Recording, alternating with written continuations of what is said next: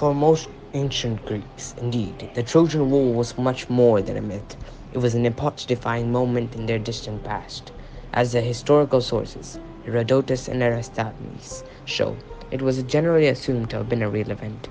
According to the legend, when Peleus married Thetis, all the gods and goddesses were invited to the wedding feast, but the goddess of discord Eris wasn't invited. Eris was furiated with anger. How come I wasn't invited to this feast? Never mind. Here I have this golden apple carved for the most beautiful person in the room. Let's see who's lucky. The apple was claimed by the wife and two daughters of Zeus. Athena, the goddess of war and wisdom, Hera, wife of Zeus, and Aphrodite, the goddess of love. Zeus didn't want to take the decision, so he sent them to Paris, an immortal known for his judgments. All the three goddesses offered Paris a prize. Wisely. I can make you the king of Europe and Asia and provide you with all the riches you need. If you choose me, I shall give you all the knowledge and skill for warfare and make you the greatest mortal warrior alive. I can give you the most beautiful mortal woman alive. Paris thinks for a while and takes up Aphrodite's offer. I would like to take up your offer, Aphrodite. Here is the golden apple for you. Now say me, where does that beautiful lady live? And now, as I promised, you get the most beautiful woman alive. And she is Lady Helen, wife of Menelaus, king of Sparta. Lady Aphrodite, under your protection I will sail to Sparta and get Helen back with me. You have my blessings.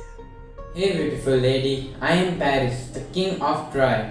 I am here all the way from Troy to take you with me, where there is no misery and we would live the happy life. Would you like to be the princess of Troy? We leave at the first ray of dawn. Paris, with his beautiful words, persuades Helen to elope with him, and with the blessings of Aphrodite, he came back. How come a mortal being elope with my wife? Commander, get ready.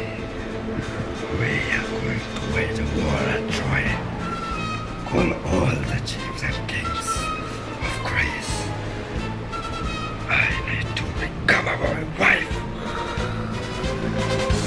Troy, get ready to destroy. I won't disappoint you, brother. Agamemnon was the brother of Menelaus. He was the chief commander of the army. He assembled the greatest army. He recruited Ajax, Diomedes, Nestor, Odysseus, and the greatest of them all, Achilles. I have grown old. I cannot lead the army for the war. I will take the responsibility, father. I knew when Paris brought Helen to Sparta, there will be consequences.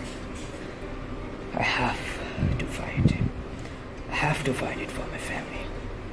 The war has to begin. I'll fight for them. I'll fight for the family.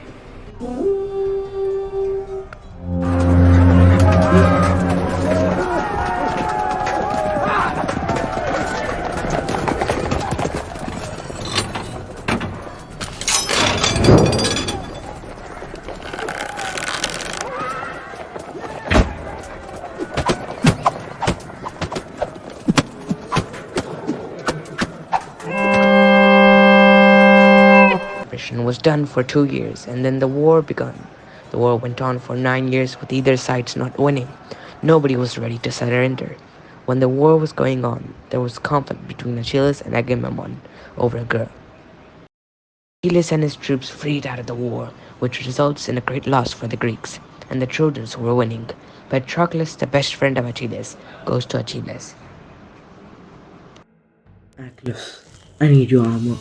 I'll fight in your armor so the Trojans will think that we are back to war and we can win the war, Atlas. I just need you to lend me your armor. Achilles lends his armor to Patroclus. Patroclus, with Achilles' armor, goes back to the war. This makes Hector, the king of Trojans, worried. Next day, Hector and Patroclus were forced to flight and results in Hector killing Patroclus. And Hector thought he killed Achilles. Achilles hears about this news and goes back to war. Hector, you covered. I'm to yell at you. Come fight me. If you dare, I'm going to tear your body apart. Hector fights Achilles bravely, but doesn't stand a chance. Hector ran around the gates thrice and knew escape was impossible, but couldn't stand in front of Achilles' rage. After the death of Achilles, Greeks were in despair and lost the hope of winning. Their dreams of conquering Troy and getting Helen back were shattered. They later resorted to a trick, one where they pretended to abandon the siege, with most of the ships setting sail with warriors on board. The Greeks made a hollow horse and left it at the gates of Troy with all of its warriors in it. Let us go hide now, brother.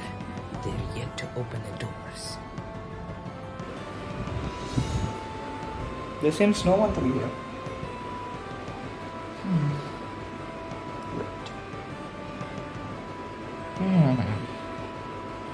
Who must have left this here? Hey, Phaedra, come over here.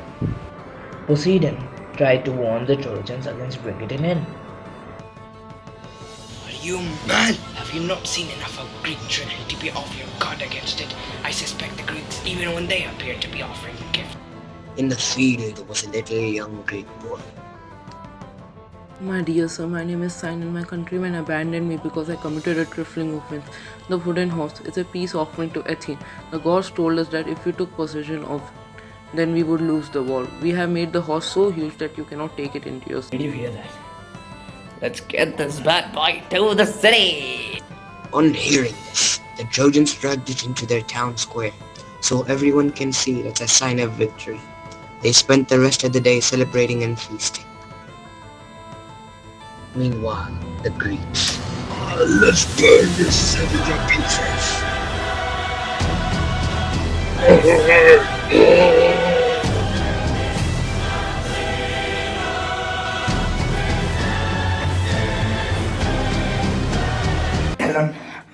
Helen, where are you? Here. Helena, come with me to Sparta. We must leave. Now.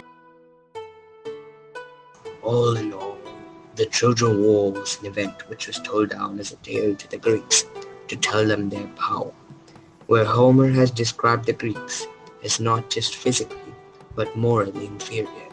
It helped give us a feeling of a common story to the people, one which brought them together with nationalist feelings, and one which is a well-known story to date.